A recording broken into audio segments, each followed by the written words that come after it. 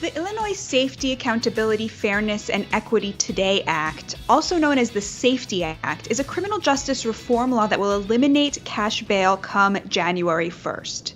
The law has been met with mixed reviews and heavy backlash, including from founder and senior pastor of New Beginnings Church of Chicago, Pastor Corey B. Brooks, who wrote in Newsweek, quote, "These movements have all been pushed by elites in the name of helping Blacks, but not one of these people has ever visited my neighborhood to ask what we think. It's almost like we have no say, like we are some sort of social experiment, pawns without minds of our own." The pastor joins us now to discuss. Welcome, Pastor. Thank you so much for joining us. Thank you. I appreciate it. Thanks for having me on. So tell us where you're joining from and why. So I'm on top of the roof of a building that we made to protest the violence and the poverty in Chicago, number one, but also to build a community center that costs upward of $35 million that deals with poverty, that deals with changing the lives of criminals. I've been here now for 11 months living inside this tent behind me, and we're breaking ground on Saturday, hopefully. That's incredible. Go ahead, Batya.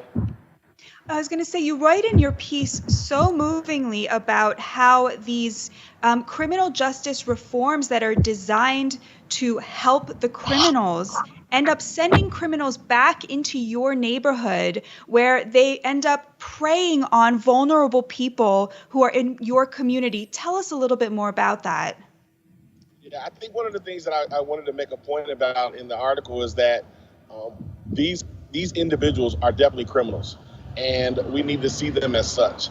And whenever we're allowing them to come back into our community without consequences, it only damages us even more. We're already dealing with severe violence. We're already dealing with lots of crime.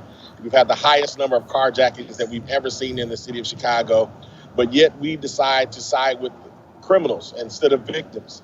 And I think this is a behavior that we're seeing not just in Chicago, but in New York. They already have experienced crime going up, and anyone who says that it's not related to that cashless bail system, they're not thinking correctly. So, yeah, I wanted to make sure we represent what I know the other side would say, because we've had, guests on this show who are in favor of this law, and they would point out, so, first of all, these people have not been convicted yet, so they're, still generally entitled to due process and, really to freedom until they are convicted.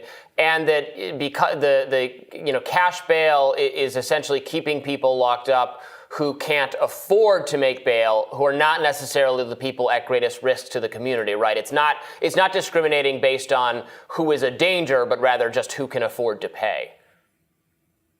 Argument would be to that is that if you're talking about petty crimes, misdemeanors, then understandable. We understand it. We get it. But we're not talking about misdemeanors. We're not talking about petty crimes. We're talking about felonies. We're talking about individuals who have been charged with serious criminal activity. And those individuals are being released back into our society to commit more crimes. Could we do something better to speed up the criminal process so that these persons who are alleged of doing these crimes could have a speedier trial? Absolutely. I'm all for that. Mm-hmm. But I'm definitely not for allowing them to come back into our community as we see consistently crimes being committed. One of the things that I would say to them is that I work with criminals. I understand the mindset and the mentality of criminals. And if you let them back into society without any consequence, commit more crimes, even while they're waiting on trials.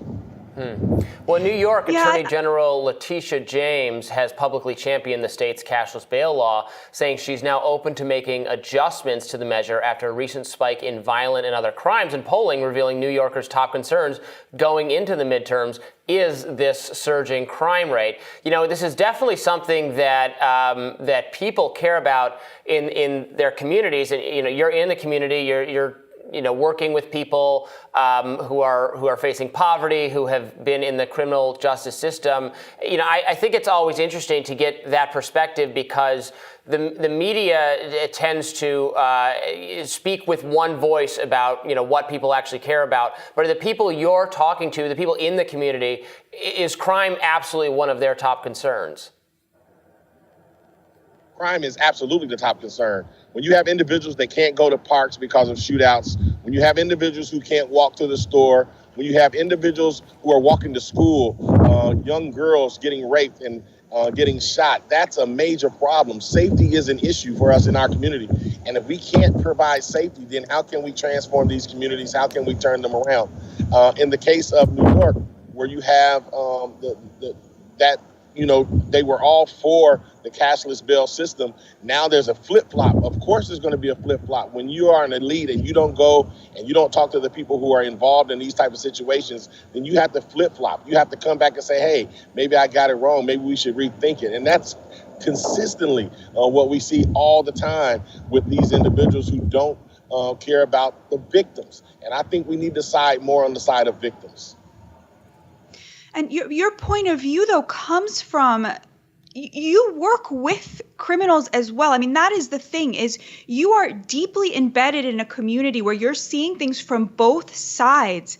And you're saying, look, this is not compassionate to either side, because you, in the piece in Newsweek, you talk about having spoken to criminals, spoken to felons who have been released, what they told you would have happened if they had had no cash bail. Talk to us about that.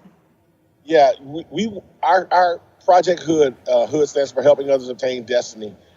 People can find out information on our website, projecthood.org, how we work with criminals. We work with individuals who are in gangs. We work with individuals who have committed murders. We work with individuals who have come out of prison. Some of them are even on our staff. They've been in prison for 30 years for committing crimes. Some of them work on our staff, and they've committed crimes in the past and served time. And I've spoken with these individuals, and they talk about how if they had been released during a time of being charged with a crime, it only would have given them opportunities to commit more crimes, especially when they think that they're going to be spending some prison time. A lot of times they're going to be trying to make as much money as they possibly can illegally so that they can take care of themselves while they're incarcerated. So we cannot give these individuals an opportunity to come back into our community, be released into our community, and commit these crimes all over again. We see this consistently in Chicago with the gun charges. We have individuals who are being charged with guns, and there's individuals who have been charged with gun charges and released back into our society, only to be charged again and again and again. This happens consistently, and this is something that needs to be dealt with. And I'm sure even the individuals, the citizens in New York, they're now looking at the situation. And I wish that Illinois would look at New York and learn that what's going to happen. And in our case, I believe it's going to be even worse because we're already dealing with a lot of crime. Well, Pastor Brooks, thank you so much for joining us today. We really appreciate your perspective, and stay safe out there. Thank you so much. I appreciate it. And we'll be back with more Rising in just a minute.